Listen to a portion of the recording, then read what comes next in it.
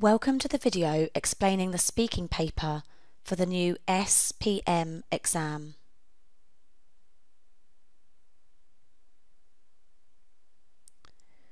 The aims of this video are to give an overview of the speaking paper,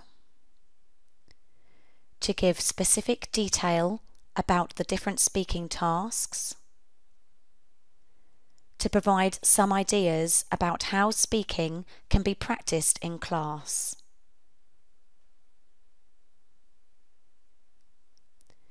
First of all, a quick reminder of the 4 components of the test.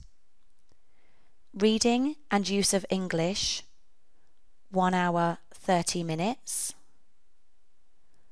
Writing, 1 hour 30 minutes. Speaking, approximately 13 minutes. Listening, approximately 40 minutes.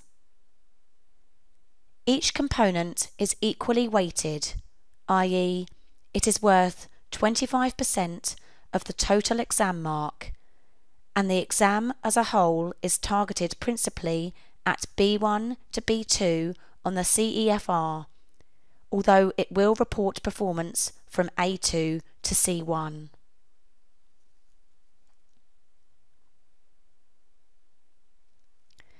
Candidates sit the speaking paper in pairs.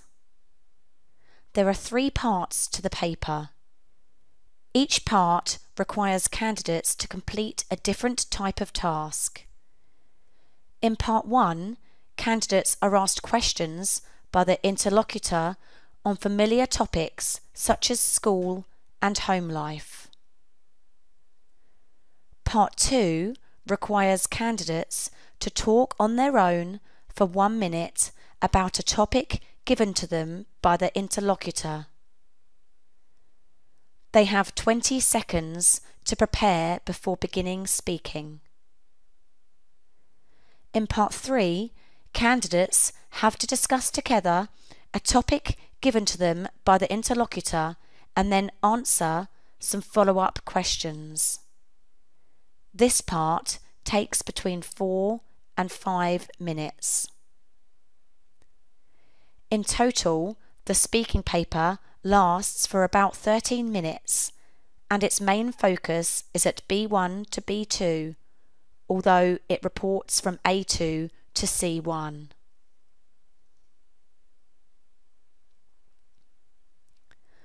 Part 1 of the speaking paper requires candidates to answer some questions from the interlocutor or examiner on familiar topics such as their school, home life, and daily routine.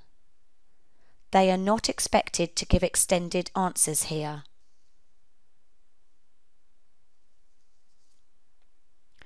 The testing focuses for the SPM exam are developed from the learning standards in the curriculum framework. The focuses for Part 1 are giving factual information about self, talking about present circumstances, expressing opinions, explaining and giving reasons, talking about future plans, talking about past experience.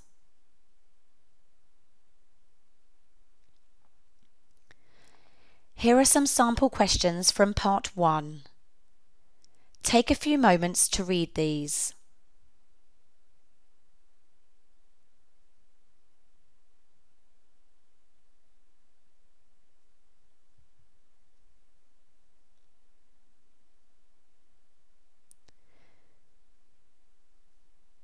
Now, think about this question. What grammar and vocabulary would candidates need to answer these questions? Please pause the video for a few minutes and take some notes. On the next slide, we will look at some possible answers.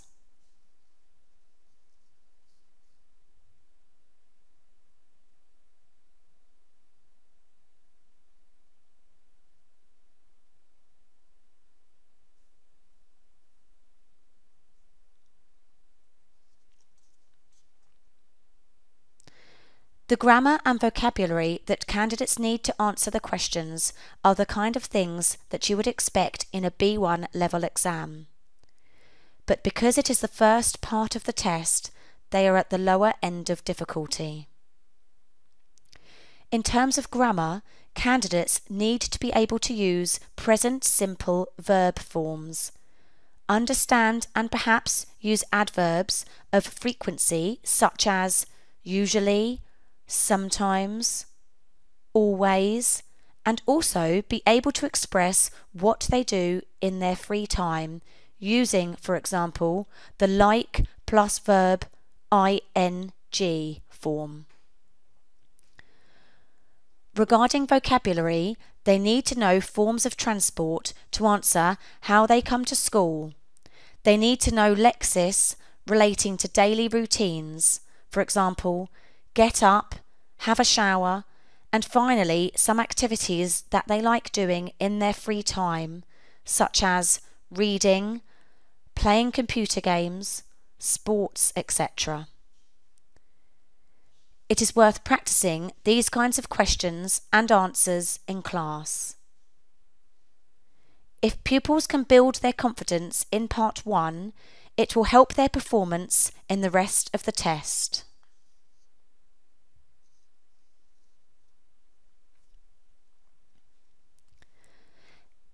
In Part 2, Candidate A is given a topic by the interlocutor which should be familiar, for example, a family celebration. They have 20 seconds to think about the topic and then they talk for 1 to 2 minutes. Once Candidate A has finished, Candidate B is asked a question on the same topic and they should provide a short answer. Candidates then swap roles and Candidate B is given a different topic. This part of the test lasts for 3 to 4 minutes for both candidates.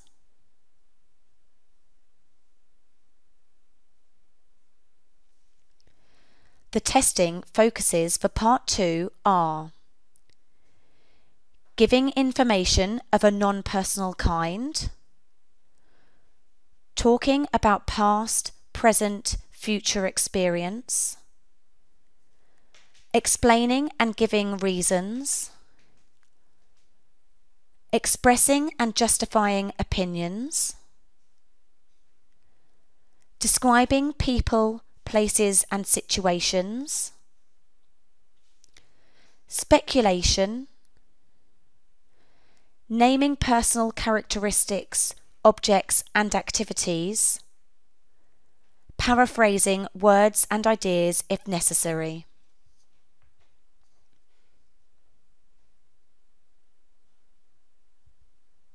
Here is a sample topic card from Part 2.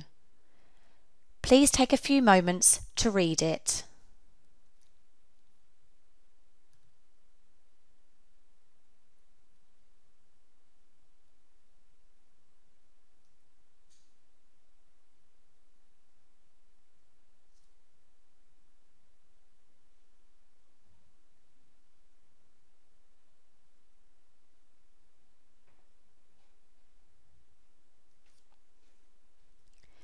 The topic is one which should be familiar to candidates.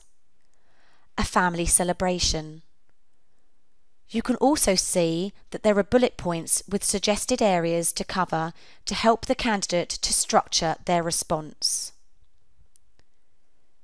Now, I'd like you to think about the language, both grammar and vocabulary, that candidates need to complete this part of the test successfully, and take some notes. In the next slide, we will look at some possible answers. Please pause the video now for a few minutes and complete this task.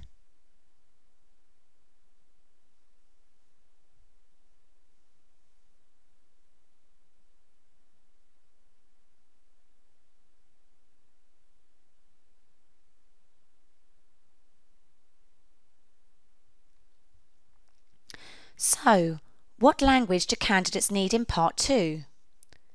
Well, the grammar and vocabulary range is broader than in Part 1. In this task, candidates need to be able to describe a celebration that they have attended using past verb forms. They also need to say whether they enjoyed it or not and give reasons why. So expressions for likes and dislikes and for giving reasons are important. The last bullet point asks candidates to express an opinion on why family celebrations are important in Malaysia. So this would require them to use present verb forms and language for giving opinions.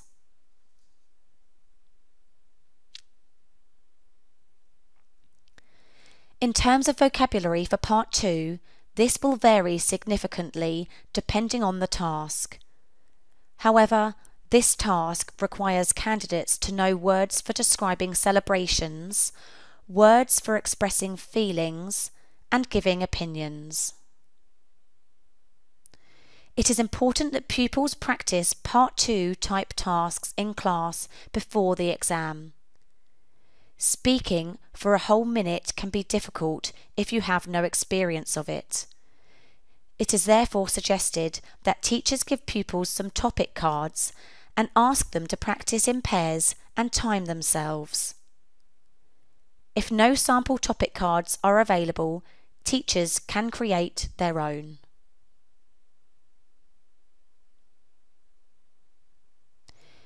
In Part 3, the interlocutor gives both candidates a mind map of a specific topic.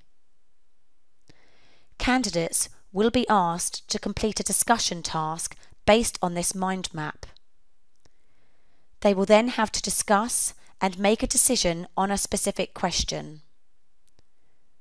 Finally, candidates will be given an extension question, which is broader in scope on the same topic, and each will have the chance to answer.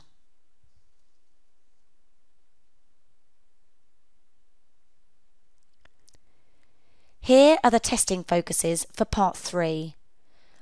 As you would expect, given the task type, they include several which are related to discussions. Explaining and giving reasons, exchanging information and opinions, likes, dislikes, preferences, experiences, habits, etc. Expressing and justifying opinions, negotiating agreement, making and responding to suggestions, discussing alternatives.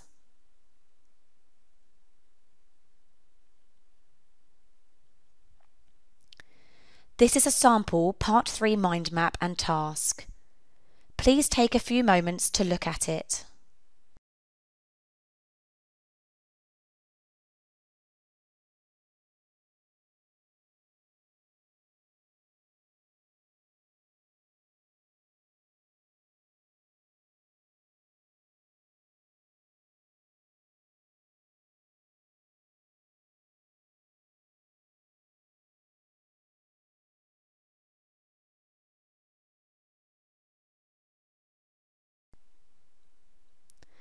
Candidates now have around 2 minutes to discuss these reasons together.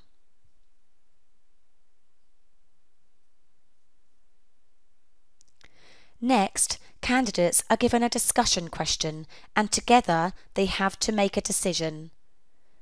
They have around a minute to do this.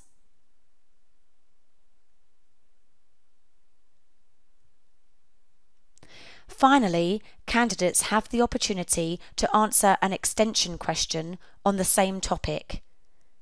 They have up to a minute each to answer this.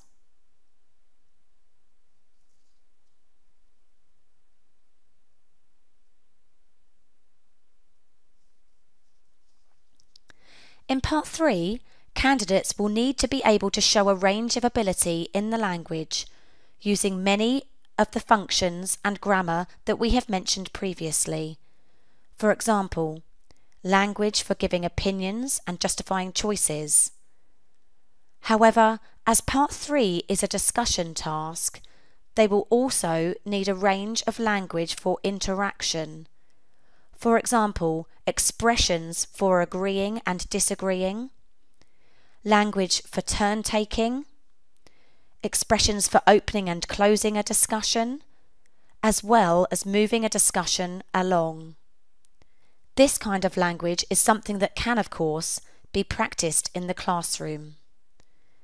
Pupils can be given a number of phrases to learn and can work with sample tasks to have discussions on a variety of topics. Now, I'd like to show you an extract from the marking scale that examiners use to mark the speaking test. Please take a few moments to look at it.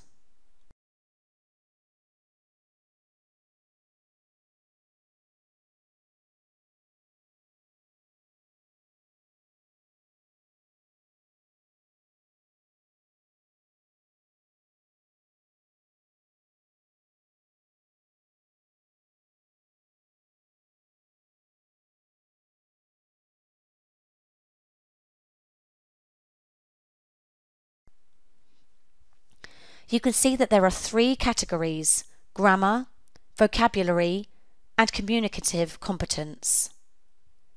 In this extract, you can see bands 4 and 5. In the full marking scale, there are descriptors for bands 0 to 6. A candidate who was able to show that they were band 5 across all the categories would be a B2 on the CEFR. An important thing to note from this scale is that even at band 5, candidates do not need to produce a perfect performance. For example, in the descriptors for grammar, it says that candidates can communicate with a good degree of accuracy. In communicative competence, it says that a candidate can express himself or herself with little hesitation. Or to put it another way, there are still some inaccuracies and some hesitation. It is worth remembering that for the SPM exam, candidates are expected to be at B1 to B2 on the CEFR, which are the middle two levels of the 6-level framework. Therefore, we cannot expect them to produce language which is completely free of errors. This is something that is important to remember when teaching speaking in the classroom. Correcting every single error that a pupil makes can be demotivating. Usually, it is better to focus on the errors which cause problems in understanding or those which are very persistent. In the long term, it is important to encourage pupils' creative use of language so they can express themselves fluently. Now, I would like you to pause the video and with a pen and piece of paper, answer the questions on the screen to find out how much you remember about the speaking paper. Give yourself around 5 minutes to do this.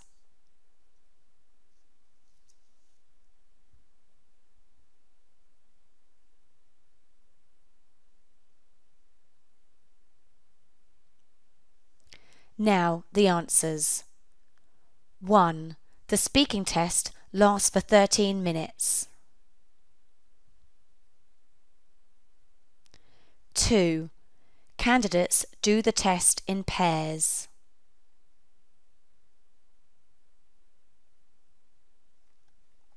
3. In part 1 of the test, candidates will answer questions on familiar topics such as school, home life, and routine.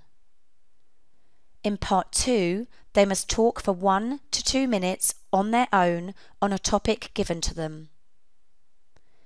In part 3, they have to work with their partner to discuss a topic and make a decision together.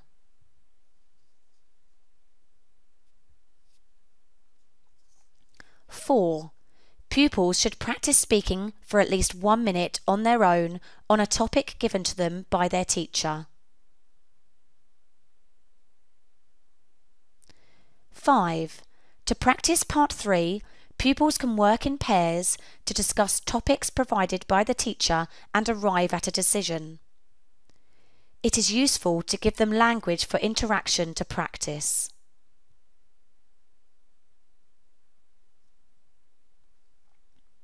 Six, yes, it is normal for candidates to make mistakes at this level. In class, pupils should be encouraged to express themselves, and usually only errors that are very persistent or which cause problems for understanding should be corrected.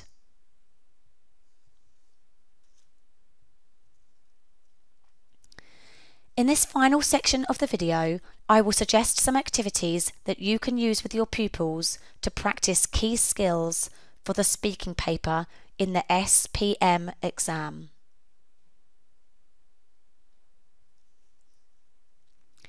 In order to practice holding a long turn, i.e. speaking for a minute, the teacher should make some topic cards similar to that shown earlier as an example of part 2.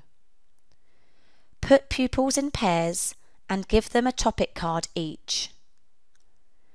They should then take it in turns to practice talking for as long as they can while their partner times them using a mobile phone, watch, or the classroom clock. However, if a pupil hesitates or says or ah while they talk, then they have to stop. They should both try a few times, and the winner is the one who can talk the longest before they have to stop. As an extension activity, pupils could make their own topic cards, swap with other pairs, and repeat the activity.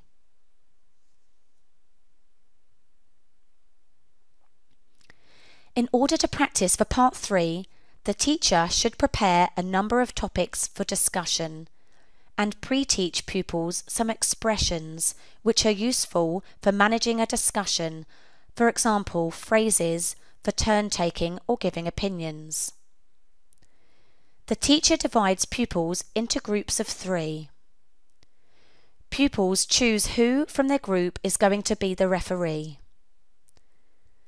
The teacher writes the topic for discussion on the board, ideally with a question which pupils have to answer. Then the 2 remaining pupils in each group discuss the topic and try to answer the question. As they do so, they should try to use as many of the expressions for managing the discussion as they can. The referee gives 1 point every time someone uses one of these expressions. After 2 minutes, the referee stops the discussion. The winner is the pupil in the group with the most points. The group should now change the referee, and the teacher can write a new topic on the board. The activity can then be repeated until everyone has had a chance to be the referee. We have come to the end of the video on the speaking paper of the revised SPM exam. In this video, you have seen an overview of the speaking paper, studied specific details about the different speaking tasks, been introduced to some activities to practice speaking in class. We hope this has been useful for you and that it will help you prepare your pupils for the SPM exam.